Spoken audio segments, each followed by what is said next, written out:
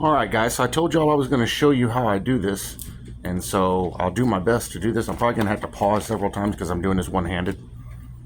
But what you want to do, and I'm doing two because I'm doing one of these for the neighbor, you want to get you a pork tenderloin. Doesn't matter what kind, doesn't matter what size, this will work for any of them. Asparagus, any kind of work, doesn't matter. Bigger ones are better, but any of them work. And you want a big thing of bacon because you're going to wrap these with that bacon. So we're going to start with the asparagus, and I'll come back and show you how I set that up. Okay, so what I have here is I have my asparagus here. I like the bigger ones, and if the camera moves off thing, it's just me looking at what I'm doing here. I apologize because I'm doing this one-handed. My camera girl is outside. So you have your asparagus here. I use garlic powder, any kind, salt and pepper, any kind, brown sugar, and olive oil. And the olive oil is going to hold everything onto them while they're being grilled. Everything here that I'm going to put on this is all to taste.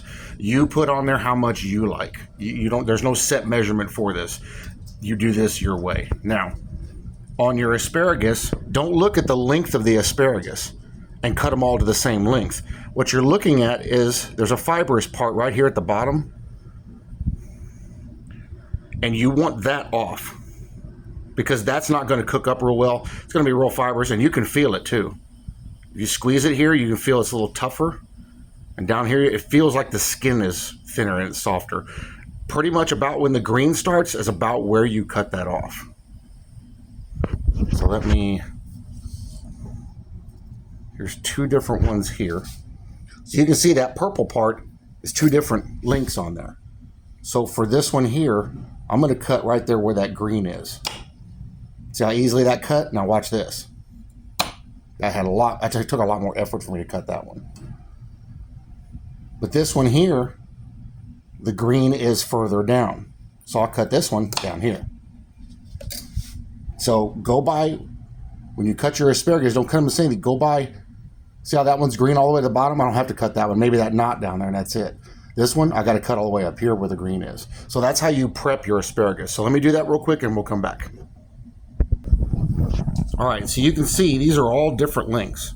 Now some people may say, well, that purple part cooks up okay. Well, boiling, they may cook up pretty good, even steaming. But grilling, for some reason, those purple parts, not all the time, but tend to get a little more fibrous and harder to chew. So I just cut them off because this is all going to be the good part when it grills anyway.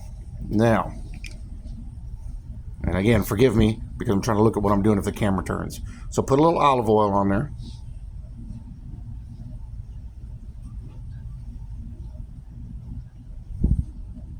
You don't need a lot because it's just to coat them to make everything stick to them. And then we give that a toss. You're going to get dirty on this. Just to let everybody know. But that's part of the fun of cooking, is getting all dirty.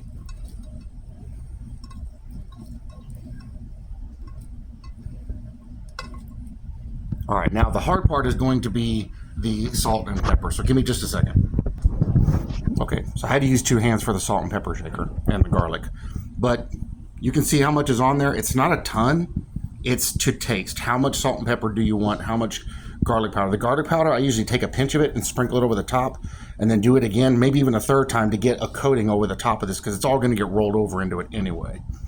Now your brown sugar, I've probably got about 1.5 tablespoons, 2 tablespoons here. I sprinkle it to give me the coating I'm looking for. You don't have to put every bit of it on there. But the goal that, for me personally, is I'm looking for that. Just so it has some over the top, because that's all going to get rolled up underneath and mixed in there. Let me just toss it.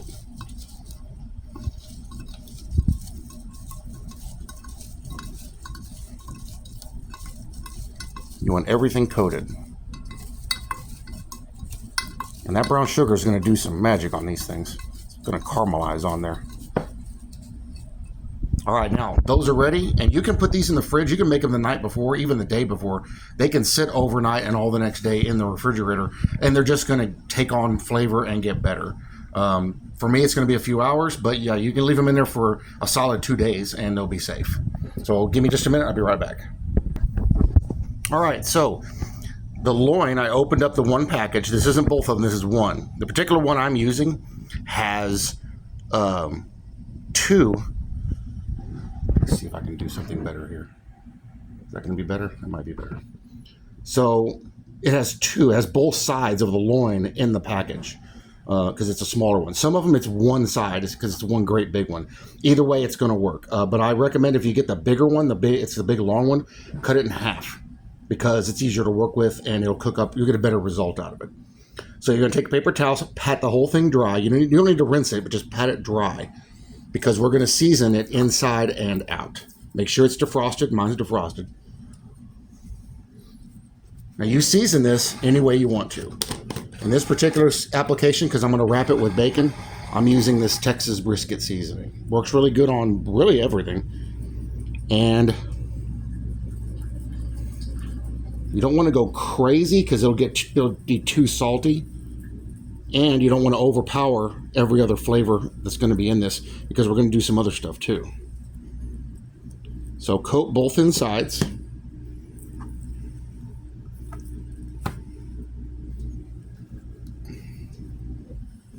And then coat both outsides. Like I said, not crazy, but do it according to what you like, how you like your seasoning. You want lighter, go lighter. You want heavier, go heavier. I don't recommend going heavier because it usually gets really salty. All right, now give me a sec. Let me prep this up the other way because I only have two hands, and we'll come right back. So one little thing I'm going to show you, most people don't do this, is I take a piece of bacon or even a half a slice, whatever will fit, and put that in between these two. If you're using a single loin roast, you can split it down the side, open it up, and put a piece of bacon in there. It just makes it more tender because it's going to cook, and these fats are going to push out. I mean, it's pork. It's kind of hard to mess up, but sometimes you get weird cooking, and it'll mess up on you. But this will ensure it comes out juicy. Okay, be right back. So the next step is with your loins to get together. If you're using a two-piece, if it's a one-piece, you want to wrap bacon under and around over the end cap here. We're going to do the same thing on the other side, but when you got that covered on that end, you're going to wrap, I put a piece underneath and then wrap it overlapping. Now, ultimately what's going to end up happening is we're going to basket weave that bacon all the way down, and you'll see what it looks like when I'm done here. But I'm going to prep this other end, and then I'm going to start doing that pattern, and I'll show you what it looks like when we're done. All right, so there's the other end prepped. Now, you're going to take bacon, and you're going to lay bacon across it. And this can be kind of frustrating trying to get this. It doesn't have to be perfect because it's just going to cook up, and it'll be done and look nice afterwards. So you want to lay bacon across this, and then you're going to basket weave bacon through that going around. You just work your way across it until you got it the way you want it. Like I said, it don't have to be perfect. It just has to be wrapped, and then you'll be good to go. And I'll show you what that looks like here in just a minute. Okay, so it doesn't look pretty. I got messed up on a couple of these here. The other side actually came out really good as far as a basket weave pattern goes. And then you wrap both the ends to hold everything together. It don't look pretty now. The point of the bacon is that the bacon is going to squeeze down as it cooks, and it's going to draw it up into a roll. And then when that gets nice and coated and that gets cooked up good, you know the inside's getting cooked, and then this extra fat here is going to help make it juicy, keep it juicy, and tenderize it, because pork can sometimes get kind of dry like chicken. So you do a basket weave best you can. Then I'm going to take some more of my Texas brisket and sprinkle around that thing, and then that's going to marinate for a couple hours. You can even do overnight in the fridge, and then it can go on the grill. And so part two of this is going to be the finished product of everything. And I might even skip a little bit in there and show you the cooking process. You can do this in the oven too, as long as this gets crispy. That's the point, and that's the goal. You want this to get crispy, and you want it to get done on the inside. And then I'll show you a really good trick for all meats at the end of this, so you can see how to make it, and this works for anything, how to make it super, super juicy and tender. And even people who like well done, it'll even be juicy then too. So I'm going to take some more brisket seasoning. I'm going to sprinkle over the top of this whole thing. Make sure it's tightened up good. I'm going to go get my other one prepped, and then later on we'll have we'll get to see what the finished product is going to look like. And the last thing you're going to do is, after that bacon is cooked up some, when you get near the end, my son's diabetic, so I use a sugar-free barbecue sauce. You baste it with barbecue sauce as it's cooking to finish it off, and that will also caramelize over there and add another layer of flavor to it. So let me get everything finished up, and I will see you guys a little bit later when we're in the cooking process.